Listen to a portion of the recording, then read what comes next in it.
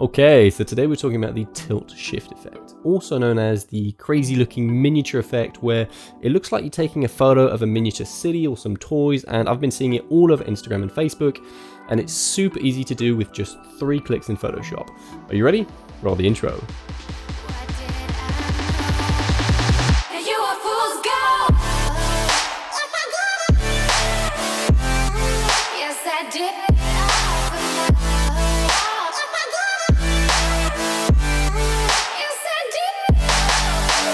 What's up team, my name is Mark and welcome back to Making Instagram Bangers, the series where I teach you all the tips and tricks that I use to shoot and edit my photos. So today we're talking about the tilt shift effect. Now what is tilt shift? Very basically, tilt shift photography is a type of photography where you use some crazy looking adjustable tilt shift lenses in order to alter the perspective and depth of your photo. Now this allows the photographer to play with perspective and to straighten lines in photos, for example. It's really useful for indoor photography, for architecture photography, all types of photography where you need lines to be really straight and everything to be square. Now, one of the side effects of these lenses is it also allows photographers to create crazy looking miniature effects in their photos, and that's what we're talking about today. Now, thankfully, you don't have to buy one of these expensive adjustable tilt shift lenses in order to achieve this effect. This effect can also be achieved using Photoshop in just 3 clicks. So we're going to take this photo right here and turn it into this photo right here, and it's super easy. Now, do keep in mind that to get the best result possible, you want the photo to be taken from relatively high up and angled down towards your subject. It's one of those effects that works really well in some photos and really doesn't in some others, so it's going to take a little bit of playing around. But without further ado, let's jump right into it. Okay, so I've opened the photo that I want to apply the tilt shift effect to in Photoshop, and I'm going to right click on this layer, convert to smart object, and you'll see why in just a second. And I'm going to hit filter, blur gallery, and tilt shift. There we go. Okay, so the tilt shift blur menu is now open, and there's a couple of things we need to adjust here. First off is this center point here. Now this is the point of focus of the image. Now I'm just going to drop this down somewhere around here. I want the focus to be a little bit lower where this water is. Okay, so next is this white line here. Now this white line basically dictates where the blur starts to take into effect. So I'm just going to pull this down a little bit. I want the blur to start maybe just after these waterfalls at the bottom. I don't want them to be too blurry. So pull this down here. There we go, something like that. Cool, that looks pretty good to me. So next is the dotted line, and that indicates how far the blur is feathered or faded out.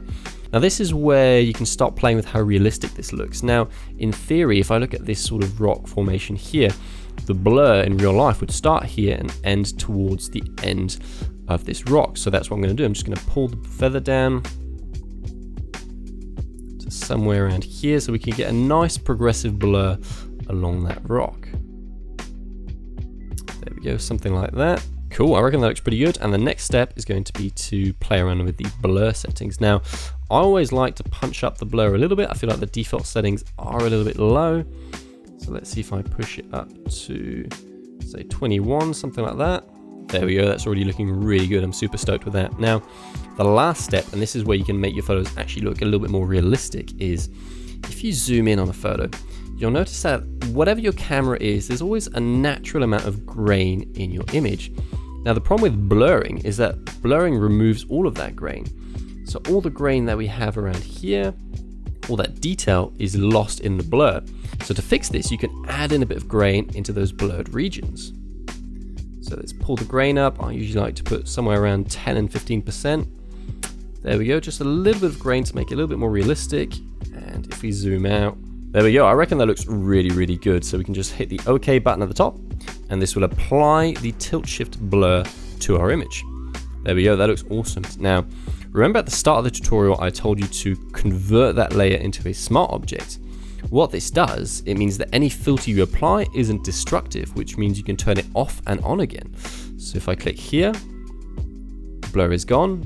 And if I click again, the blur reapplies itself. There we go, just like that. And also, because it's non-destructive, you can alter some of the settings. So if it turns out you don't really like the look of your photo, you can just double click on the effect, and you're back into the blur gallery settings. You can change how much blur you apply to the photo. If you hadn't converted this to a smart object, you wouldn't be able to do this at all. So this is really handy, especially with effects like blur, which tend to be quite destructive, so you don't end up losing information and you can always come back without having to start all over again. Okay, so if we look at second image, I'm going to do the exact same thing. So I'm just going to right click, convert to smart object, then go to filter, blur gallery, and tilt shift. Now this image, it should work really well because it's already a city, it's quite high up. So I reckon this is going to work really, really well. So again, first step is going to be to move the point of focus. I want the focus to be on this bridge over here.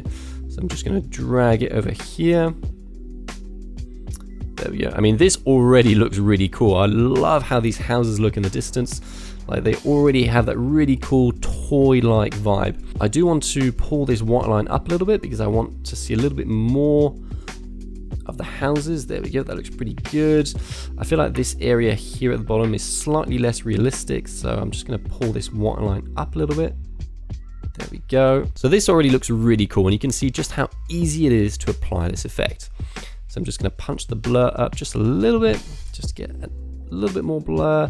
That might be a bit too strong. I'll pull it down just a little bit. Somewhere between 15 and 30 usually works for me. But again, it's one of those effects, just play around and see what works best and what looks good for you. There we go, I reckon that looks awesome. I might just feather this out a little bit, just to make it slightly more realistic. There we go, I reckon that looks really, really good. I'm super stoked with how all of this area, especially on the right, really does look like a miniature village. So again, I'm just gonna put a little bit of grain in the image. Somewhere between 10 and 15% I feel works really well. And hit the OK button. And there we go, I reckon that looks awesome. We've really got that sort of miniature village effect going on here. I'm really stoked with how this turned out.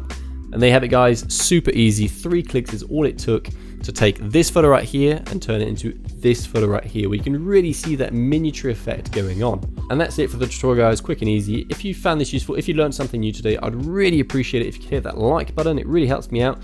Drop me a comment, let me know what you want to see next. I'll be making a bunch more tutorials soon. And if you're new to the channel, my name is Mark. I'm a photographer, videographer, and I teach you all the things that I know. So make sure to subscribe and stay tuned. There's a lot more coming soon. In the meantime, stay creative, guys. Take care.